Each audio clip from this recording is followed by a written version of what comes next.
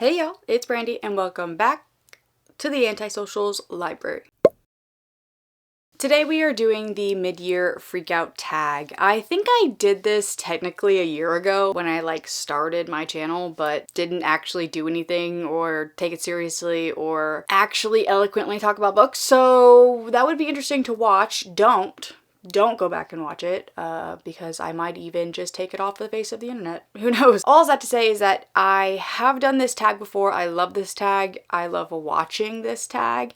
I think it's such a great way to just kind of check in, get some feelers in with where you're at with your reading year and kind of make some plans going forward. And I know that I've already done that already because I'm a psycho and I already have things planned out for the rest of the year, but we can still talk about it. I don't know who the creator is that created this tag. I'm not sure that they make videos anymore, but I will put all the questions down below if you want to participate. I genuinely love this tag, so if the creator is out there still making content or consuming content and happen to come across this, thank you for your efforts, because this is something that you have created that has now been a YouTube thing for a very, very long time. And it's one of my favorite things to look forward to in the middle of the year. Anyway, anywho's a what's its, yap, move on to the questions, you know? The first question is a doozy right off the bat, and it is the best book that you've read so far this year. And I feel like I need to preface this by saying that I haven't come up with any answers before I sat down to film this. I just kind of wanted to answer the questions in real time with you, so I need a second to think because I don't know what the best book of the year is. Okay, this is extremely difficult. So I have read 55 books so far this year, 54 books, and I have only given out a handful of 5 stars, so to pick from those 5 stars is kind of difficult. If we're taking out rereads, so only new books that I've given 5 stars, I'm gonna have to give it to When the Wolf Comes Home by Nat Cassidy. Yeah, let me move over so I can put, because I'm not going to go get all the books, so I'll put the covers up. But When the Wolf Comes Home by Nat Cassidy, I'm going to have to say is the best book that I've read so far this year. That might be recency bias because I literally just finished it. It is the last book that I just finished, but it is a 5-star and it is incredible. If I'm going to give a runner-up, okay, I'm going to give a runner-up because I can't just pick one. I'm going to say probably Empire of Gold by S.A. Chakraborty. Honestly, I read the entire David Bad trilogy this year, and the entire trilogy as a whole is a 5-star series, but as from those books, definitely Empire of Gold. Number 2 is the best sequel that you have read so far this year. Okay, so that is Empire of Gold. But if I want to give a different answer, I mean, honestly, it has to be The Butcher's Masquerade by Matt Diddaman. That is the first new book of the Dungeon Crawler Carl series that I read this year. I did a complete reread this year leading up to The Butcher's Masquerade, and then The Butcher's Masquerade was the first fresh book that I read, and it was incredible. It's my favorite book of the series so far. Yeah, The Butcher's Masquerade, for sure. New release you haven't read yet but want to. That's a lot. 2026 is really hitting it hard with the new releases. It's probably gonna be a horror if I had to guess, because I just picked up a lot of new release horror books that I'm really anticipating. Let me look. Oh, duh. Headlights. Headlights by CJ Lead, for sure. And I will be reading that very soon. Mayfly was absolutely incredible. I loved Mayfly. Headlights, their new release, is now being compared to The Shining. And if you know literally anything about me, it is that I am deeply obsessed with The Shining. So I am super, super excited to get to Headlights by CJ Lead. Number 4, most anticipated release of the second half of the year. Okay, so for new releases, I actually have a couple that are fresh in my brain because I am currently doing a video of new horror releases for the second half of the year. So I was already doing research into those, so I will have that video linked down below if it's already out. I'm not sure when that one's going to come out, but when I do have it come out, I will come back and link it down below if I remember. Yeah. But I just want to briefly talk about the ones that I'm actually most excited about. Not going to get into really what they're about, I promise, but Mother Sucker by Kim Bowen. This is a translated Korean work, and it is about a woman, a mother, a grieving mother who ends up turning into a vampire and targeting men who harm women. And I just think that sounds incredible. And then of course I have Our Cut of Salt by Dina Helm. This is a haunted house story, I'm pretty sure, and I love a good haunted house story. Tradwife by Sarah Langan. Everyone is talking about this. I am super excited to see what the hype is about. I know that this book is already out in the UK, I'm pretty sure, but I'm in America, so this doesn't come out until, so it doesn't come out until the end of September in the United States. So what a shame. One of the most anticipated books of the second half of the year for me, again, this is just horror because this is what's on my mind right now, but Milk Teeth by Caitlin Starling. First of all, the cover, insane. The UK cover, even more insane. Absolutely beautiful. I love it so much. This is a vampire novel that has, I'm assuming, a lot of commentary on motherhood because you are following our main character who is a brood mother, which is a mother of young vampire fledglings, and she is responsible for taking care of them throughout their changing and transformation into an adult vampire. And that just sounds so good. And then of course there is Dead But Dreaming of Electric Sheep by Paul Tremblay. I am in love with Paul Tremblay. I've not read one bad thing by him yet.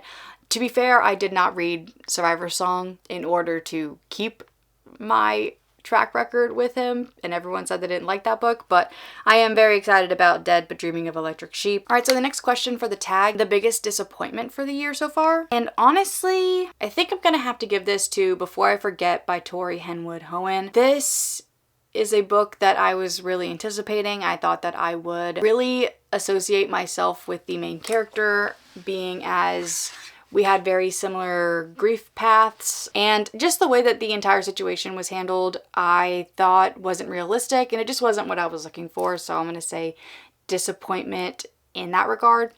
Another one that just came to mind is A Lesson in Vengeance. That one's not disappointing in the sense of the writing was incredible. Like, I will absolutely read another book by that author. But in terms of the execution of the dark academia setting, I just think it has been done before and was done better. I think it didn't go all the way, you know? I was just disappointed. I figured out what was going on, and then from there it was just reading a pretty book about things that I already knew what was happening. So number 6 of the tag is the biggest surprise, and honestly I'm gonna have to give this to Project Hail Mary by Andy Weir. I am not a sci-fi person. I'm sure you're tired of hearing this about me. Hopefully over the next couple of years you will see me turn into a sci-fi person. I want to be one, but going into 2026 I definitely was not. And Project Hail Mary was a book that I owned on my shelves for a few years, but I got it from Book of the Month and I had owned it for a few years before I decided to pick it up. And the only reason I picked it up when I did was because my friend Amanda read it and told me I needed to immediately.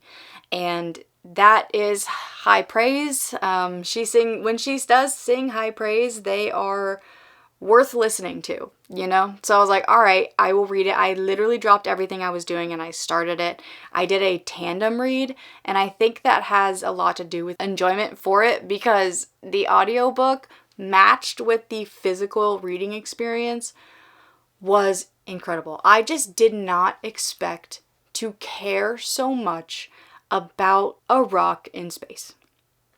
I just didn't. I really didn't. And I'm not one that gets emotional. I'm not an emotional reader. I am constantly looking for a book that will make me cry or make me like feel those things. And while Project Hail Mary didn't make me cry, I did get emotional.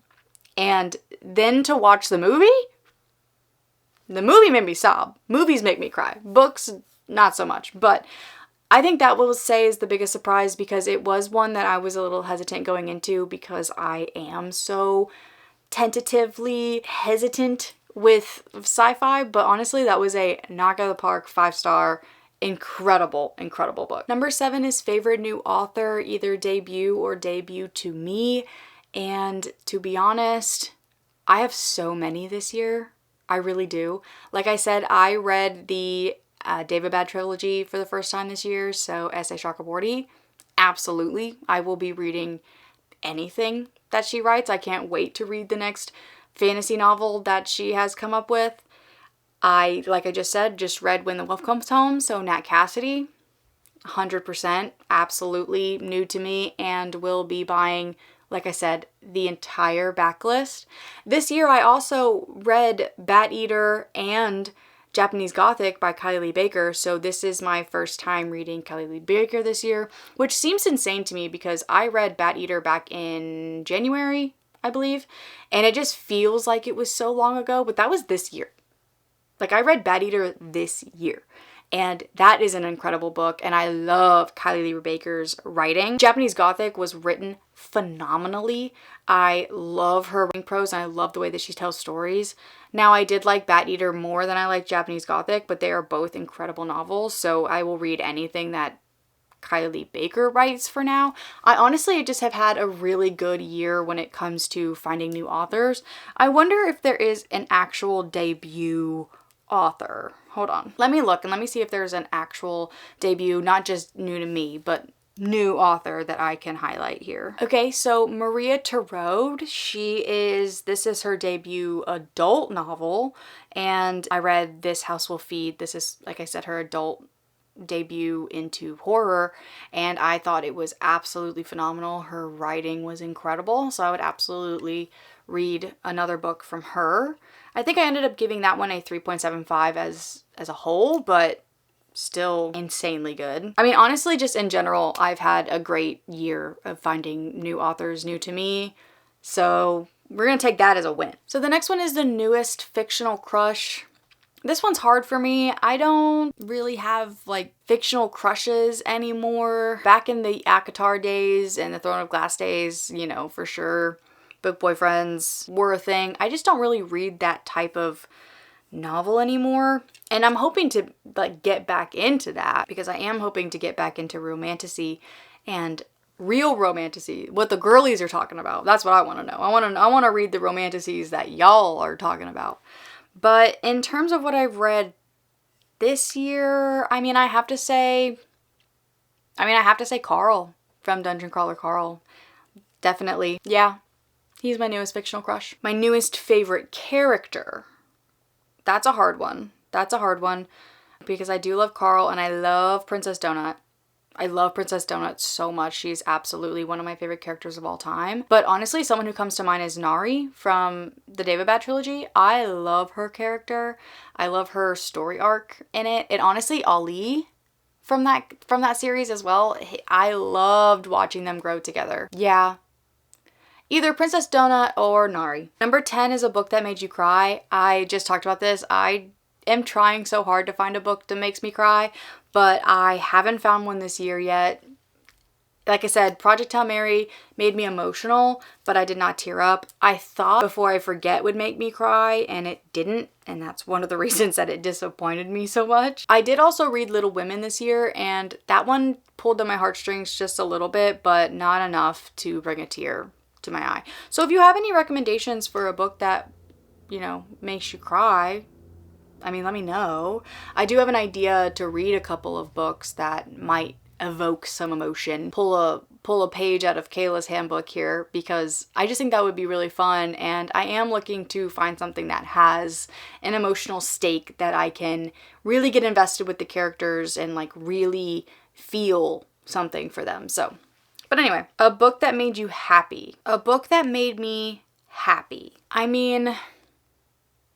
I didn't really read anything like giddy haha. I read American Royals this year, and that was fine. It was fun. I had a good time with it, but I wouldn't say that it like made me happy. But honestly, like Blood Over Brighthaven made me happy. Not because the material of the story was happy or, you know, joy inducing, but I was happy reading it. Arcana Academy, that book made me happy.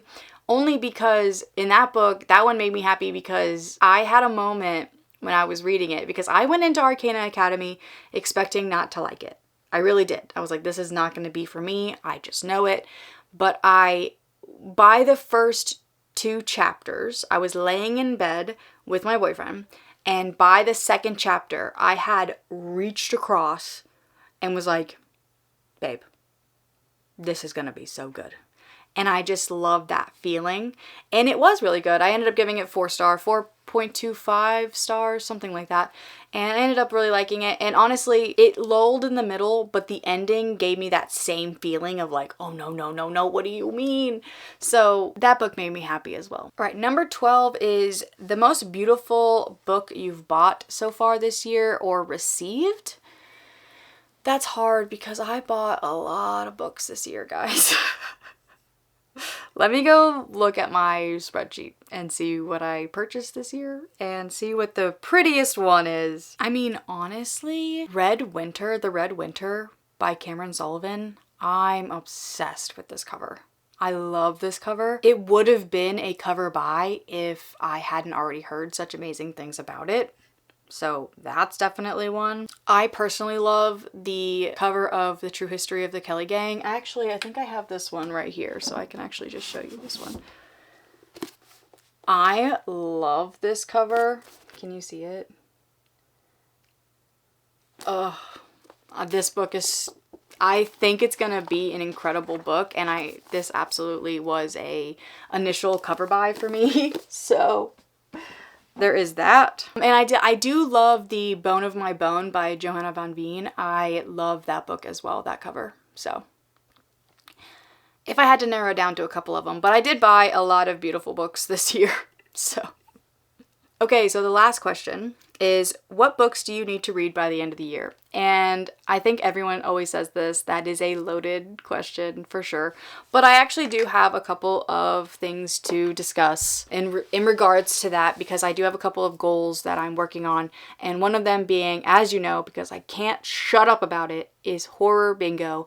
Because I have got it in my head that I'm going to be able to black out the board by September 30th. And I didn't even start until April.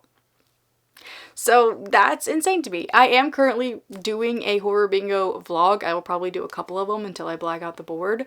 And I'm having a great time with it. I'm reading a lot of horror. I'm back in my horror game, which I really, really love. And so that is definitely something that I need to prioritize for the rest of the year. I am needing to read The Odyssey by Homer. That is a book that I'm reading with my friend Amanda, and that is something that I need to prioritize and actually pick up because she is ahead of me. I really desperately need to finish A Parade of Horribles by Matt Dinniman, but honestly, I am scared to get back into Dungeon Crawler Carl world because I'm scared to leave the Dungeon Crawler Carl world. I don't want it to be over.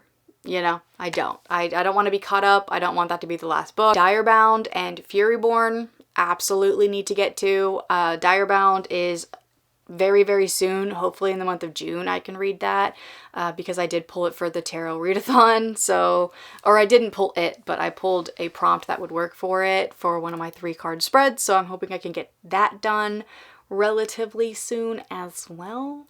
And honestly, this one sounds crazy, but I would love to do a complete reading vlog reading a Game of Thrones or A Storm of Ice and Fire because I've never read those books, ever. And I just hear they're so incredible, and I would love to really get into that like high fantasy world that George R.R. Martin created, and because I love the TV show, and I would just love to dive into the book world that he created. But yeah, those are just some of the plans that I have. Obviously, there's a mood reading in between all of that, and of course my TBR game that I play every month that dictates a lot of what I read as well. But that is the mid-year freakout tag. Thank you for hanging out with me for a little bit and letting me just yap about my books and how I'm going so far this year with my reading. I would love to hear how you're doing this year, so go down below, let me know. How are you with your reading goal? Are you trying to read more certain genres this year? Do you have a new favorite author? Let me know everything down below and we can chit chat because I love talking to you guys down below. You guys already give me so many good book recommendations and so many things to say, and I just appreciate your support. And if you don't have anything to say down below and you want to let me know that you stayed and hung out until the end, why don't you leave me a dragon? Is there a dragon? Something with wings. A dragon, a bird, something like that, because I'm looking at my Game of Thrones series right now. So But you can just leave me an emoji down below to let me know that you made this far, and I would just really appreciate it. And while you're down there, don't forget to hit like and subscribe. I always appreciate your support. And you can also turn on the little notification bell so you get notified the next time that I post. And just remember to read well and rest well. And I will catch you in the next one. Bye.